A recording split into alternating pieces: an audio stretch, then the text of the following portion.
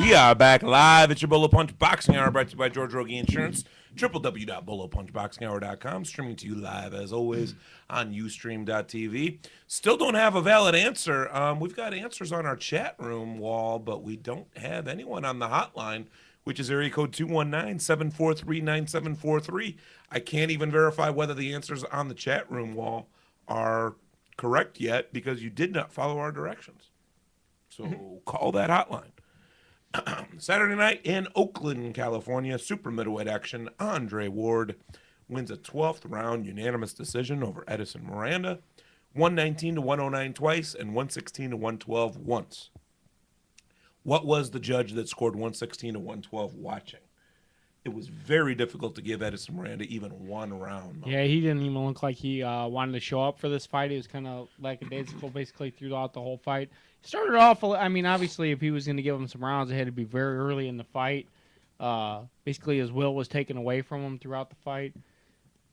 Andre Ward just proved he has all kinds of boxing skills. He's not just a one-dimensional fighter. He doesn't have really a certain style, as they were saying during the telecast.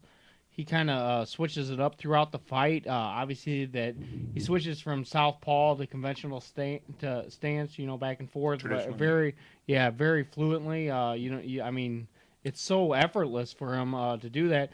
And they actually thought Miranda was having more trouble with him in the southpaw stance, but I think Ward has more power when he's in the conventional stance. So, well, it's his right hand that is his power. So, yeah, yeah, you're right about that. He's got a good left hook.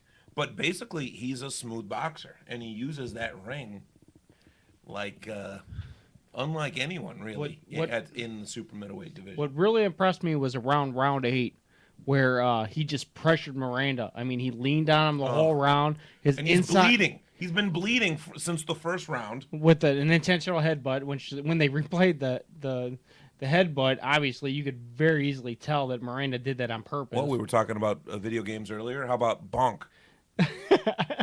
Very intentional, that. Well, Miranda, I'm sorry, I didn't mean to interrupt. Go ahead. Miranda obviously did that intentionally in the first round, but in the 8th round, the way Ward handled him and just pressured him and pushed him back, he didn't look like when you put these two guys next to each other, you think Miranda's just got the strength. So much bigger, so much taller. No, Miranda was looking up at Ward, and Ward was pushing him around the ring. I mean, you talking about him backing? He could.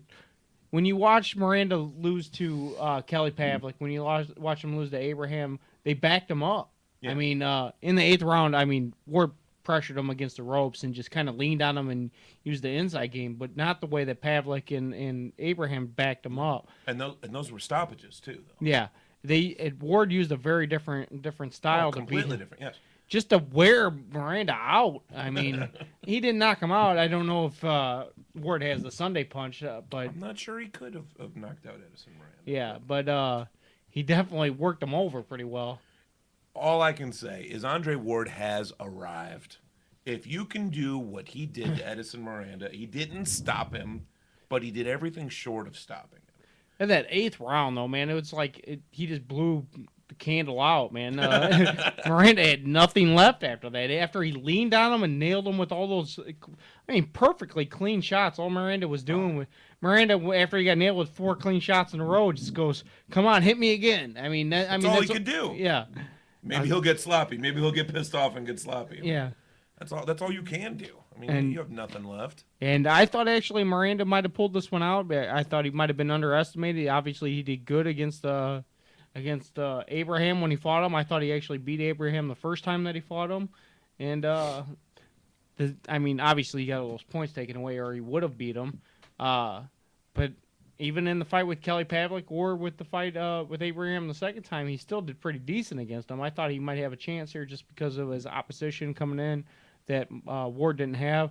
Ward said, "I hadn't lost a fight since I was 14. I'm not losing this one." Ward did not care, was not in any way impressed with who Edison Miranda was or what he represented or who he fought in the past. He said, "I'm on the way up. You get behind me.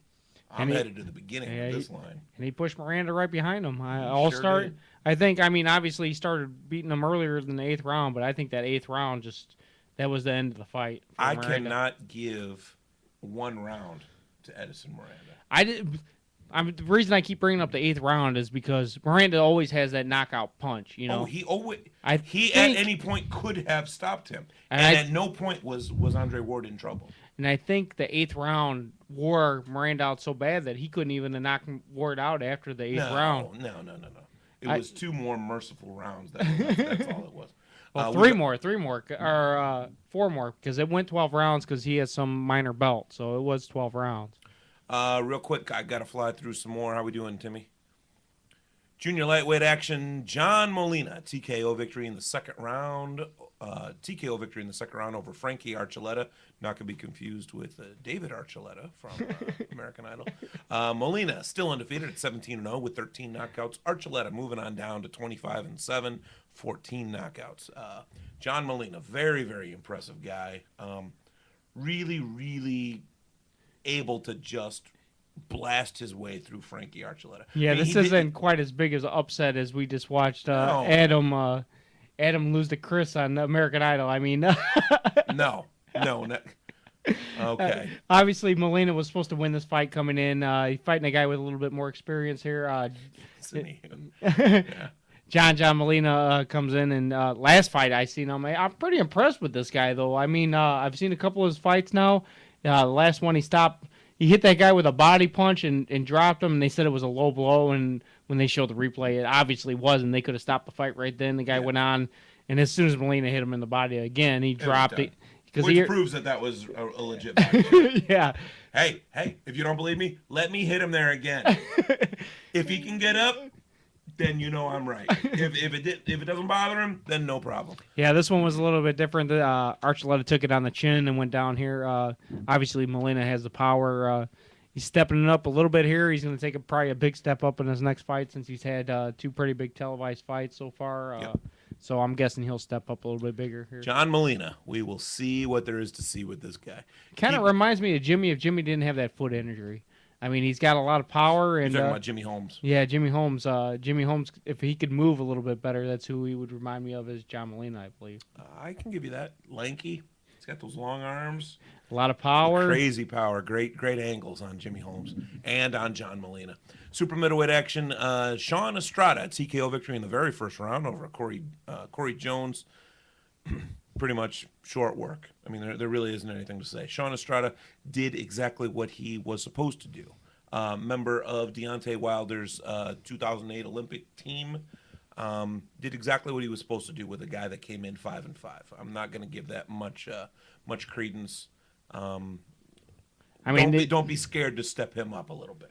Yeah, obviously, he's just fighting a guy here that only had 1 knockout in 11 fights, so obviously he had no chance at hurting him. In 10 fights at the time. 10 fights. Saturday night, Prim, Nevada, junior lightweight action. Brandon Rios knockout in the 5th round over Oscar Meza. This was on the Azteca Americana card. Awesome stuff. Rios still undefeated. He does have that 1 draw with 14 knockouts out of his 20 wins. Meza came in 18-2. I mean, definitely a step up for Brandon Rios, and he was able to absolutely smack him around. This is Cameron Duncan. This is a guy who also manages the middleweight champion of the world. Cameron Duncan manages Kelly Pavlik as well. Yeah. So, I mean, he's got one hell of a grouping of guys, and Brandon Rios, not the least of which. Yeah, when you have somebody in your corner, I mean, you manage somebody like or train somebody like Kelly Pavlik. Other guys jump to your He doesn't train him. Well, when he comes, you get other guys jumping to your forefront as well. I would agree. We're gonna go ahead and take a break.